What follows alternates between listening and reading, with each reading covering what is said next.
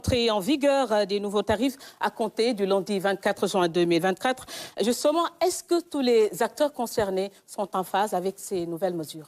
Oui, c'était le fruit même de cette grande réunion. On a eu pratiquement 200 personnes qui sont venues à notre appel. Mais je dois signaler qu'avant ça, le gouvernement de la République du Sénégal, à travers le Premier ministre Ousmane Sonko, avait déjà initié des consultations au niveau de la primature avec tous les acteurs de la chaîne de valeur. Les industriels d'abord, qui produisent justement ces denrées.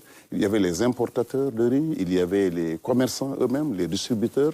Nous avons appelé aussi les meuniers, les fabricants. Bref, on a une approche vraiment inclusive. Et c'est à l'issue de ce processus-là que nous avons arrêté ces prix. Vous savez, on avait un grand dilemme en réalité en prenant justement cette décision. Il fallait d'abord tenir nos promesses de campagne. Le candidat Bassirou Diomaye Faye avait promis aux Sénégalais que nous allons tout faire pour baisser le coût de la vie. Et il avait raison. Vous savez qu'aujourd'hui, les ménagères de la banlieue, des zones rurales, de tout le Sénégal, je dois dire, font face à une flambée des prix. Et c'est devenu insoutenable. Et c'est les denrées les plus importantes qui affectent plus le panier de la ménagère, en fait, c'est le riz, l'huile, ainsi de suite. Donc c'est pour ça que nous avons voulu faire cela. Il fallait également, en tant que ministre de l'Industrie, justement faire attention. Parce que je suis responsable à la fois de la performance des entreprises, donc on ne peut pas leur demander de baisser en deçà de leur coût de production, de leur marge, mais il fallait aussi protéger justement les consommateurs. Je suis aussi ministère du Commerce, donc je dois protéger les consommateurs. Donc c'est ce dialogue qu'on a essayé de mener pour justement arriver à convaincre les citoyens, qu'ils soient industriels ou commerçants, à leur demander de faire un effort patriotique. Et l'État lui-même doit aussi contribuer à cet effort-là. Donc tout le monde a joué le jeu. Je dois remercier d'ailleurs les industriels qui ont décidé, qui ont accepté de baisser leur marge, les meuniers, tous les industriels confondus, les huiliers, et aussi vraiment remercier les consommateurs, les associations de consommateurs, les boulangers. Tout le monde a joué le jeu et l'État central a aussi fait un gros effort. Cette baisse-là va nous coûter quand même 53,7 milliards de francs CFA, qui n'était pas prévu dans le budget de l'État. Justement, Monsieur le ministre, au cours de cette rencontre, vous avez revu le prix du pain à 150 francs, la baguette. Qu'est-ce qui explique cette nouvelle mesure? Oui, alors vous savez que la baguette, elle fait l'objet d'une très forte consommation dans ce pays. Le pain est devenu un produit de déjeuner, de petit déjeuner, de dîner, ainsi de suite. Donc dès que vous touchez au pain, vous touchez vraiment les populations les plus défavorisées. C'est pour ça que nous avons voulu d'abord faire une première baisse de 15 francs à 160 francs.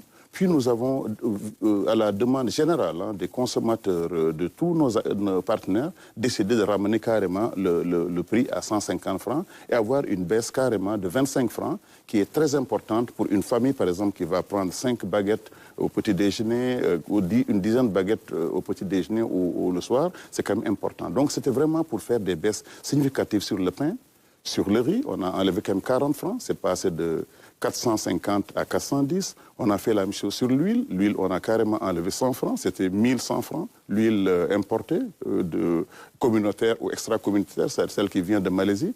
Donc de 1100 francs à 1000 francs. On a fait la même chose sur le ciment. Le ciment, il y avait 2000 francs qu'on a carrément enlevé de la tonne de ciment. C'était à 73 000. Aujourd'hui, c'est à 71 000. Donc si vous regardez les produits les plus importants, le sucre, qui est produit localement, mais vous savez, le sucre, le Sénégal ne produit que 148 000 tonnes, alors que les besoins du Sénégal sont de 250 000 tonnes. Donc il faut qu'on importe une partie, mais il fallait donc demander à tous les acteurs, les importateurs, comme la compagnie sucrière, de faire un effort pour le vendre maintenant à 600 francs au lieu de 650 francs. Monsieur le ministre, l'autre manche, donc c'est l'application justement de cette mesure. À ce niveau, comment comptez-vous faire? Alors nous avons également, comme vous le savez, le ministère de l'Industrie et du Commerce est représenté quand même par 33 brigades, services de commerce à l'intérieur du pays, l'ensemble des régions et l'ensemble des départements, que je compte d'ailleurs ramener carrément à 46, parce que j'aimerais qu'il y ait des services partout. Donc on va les déployer. Nous avons fait une circulaire pour l'ensemble de mes services à l'intérieur du pays économique pour contrôler boutique par boutique justement l'application des lois et en imposant l'affichage des prix à l'entrée. Mais ce n'est pas que ça.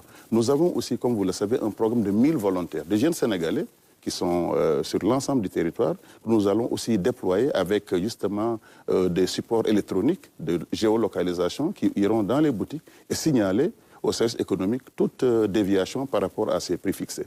Nous sommes aussi en train de discuter avec les Badianougor pour également qu'elles puissent jouer le rôle, les chefs de quartier, les chefs de village, pour signaler toute déviation par rapport à ça. Et l'autre outil qui est très important, c'est l'outil donc de communication. Il y a un numéro vert qui permet à tout citoyen sénégalais, quel que soit l'endroit, de saisir immédiatement le ministère. Il y a des opératrices 24 heures sur 24 qui vont vous répondre et qui vont donc envoyer justement des services là-bas. Et enfin, nous